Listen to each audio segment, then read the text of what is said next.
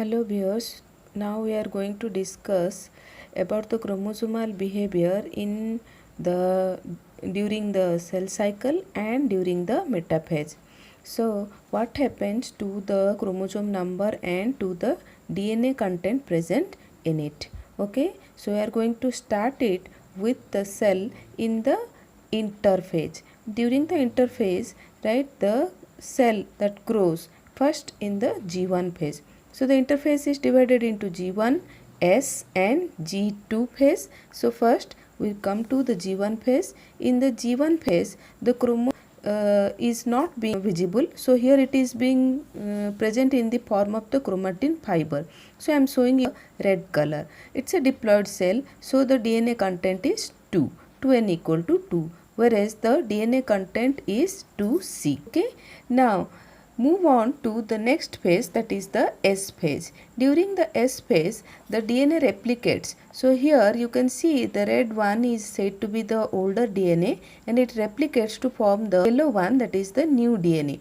So in this phase, the chromosome number remains the same but the DNA content 4C.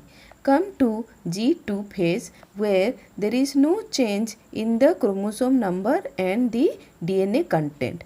Right. Next come to the after the interphase, the cell enters into the division phase, that is the M phase, that is mitotic phase. The first phase of mitosis is prophase.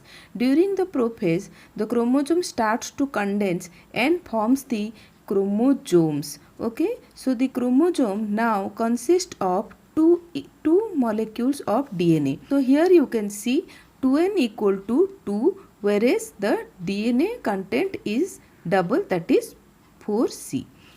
During the metaphase, the next phase is metaphase. During the metaphase, the chromosome divides into two sister chromatids. So each sister chromatid is consist of the DNA, single DNA molecule. Okay, so here you can see two number of chromosomes are being present, but each chromosome is having two DNA molecule. So here the DNA content is said to be 4C and the chromosome number is 2. But when it comes to anaphase, during anaphase, as the chromatin fiber starts to come from the centriole, it drags from the centromere. The two sister chromatids starts to separate. So here you can see that when the sister chromatid starts to separate, then each sister chromatid is having a single DNA molecule and it moves apart to the opposite pole, and hence you can see as both of them is present in the same cell, you can say it is said to be the 2C plus 2C as the DNA content, and the chromosome also now said to be 2n plus 2n.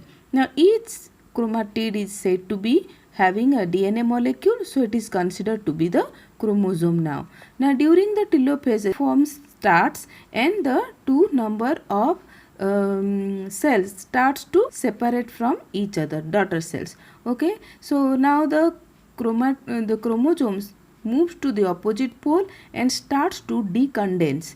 Now in each pole of the cell is having two number of chromosomes and the DNA content is also said to be 2C.